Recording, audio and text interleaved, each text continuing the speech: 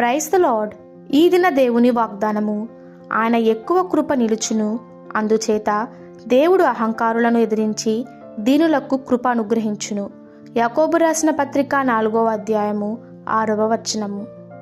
కృప అనగా మనము ఎంత పోరాటమును ప్రయత్నమును జరిగించినను చేయలేని పనిని పరిశుద్ధాత్మ శక్తి ద్వారా ఉచితముగా చేయగలుగునట్లు కలుగు సహాయము. లేఖనములు మనను ప్రోత్సాహపరచుచున్నవి.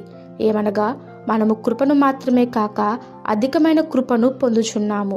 పాపము ఎక్కడ విస్తరించెనో కృపయు అక్కడ అపరిమితముగా విస్తరించును.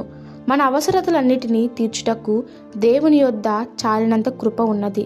అయితే మనం ఆ కృప కొరకు ఆయనను అర్థించి ఆ కృపలో నివసించవలెను. ఆయాసపడుట, చిక్కులతో నిండి ఉండుట, దౌర్భాగ్యమైన జీవితము కలిగి ఉండుట, ఇవన్నీ సమృద్ధిగానే మనకు అందుబాటులో ఉండును. అదే రీతిగా కృప కూడా సమృద్ధిగా మనకు అందుబాటులో ఉన్నది. మనము ఆయన బలిష్టమైన చేతి క్రింద దీన మనస్కులై ఉండవలెను. ఎందుకనగా దీన మనస్కులే దేవుని నుండి సహాయము పొందగలరు. తమను తాము తగ్గించుకొని అవసరమైన పనిని వారు తమంతట తాము చేయలేరని, అందువలన వారికి దేవుని సహాయము కావాలని ఆశించు వారికే దేవుడు సహాయము చేయను. మన చెడు మార్గములను కృప మార్చివేయును. దేవుడు మనము ఏమై ఉండవలనని కోరుచున్నాడో ఆ స్థితిలోనికి మనం మార్చుటకు కృప మాత్రమే అక్కడికి వచ్చును. మనము కూడా ఆయన వలె ఉండవలనని దేవుడు ఆశించుచున్నాడు.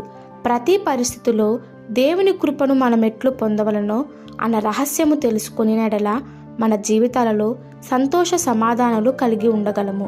కృప లేకుండా జీవితాలలో కలిగే ప్రతి పరిస్థితి కఠినమైనదిగాను, కష్టమైనదిగాను మరియు అసాధ్యమైనదిగాను ఉండును.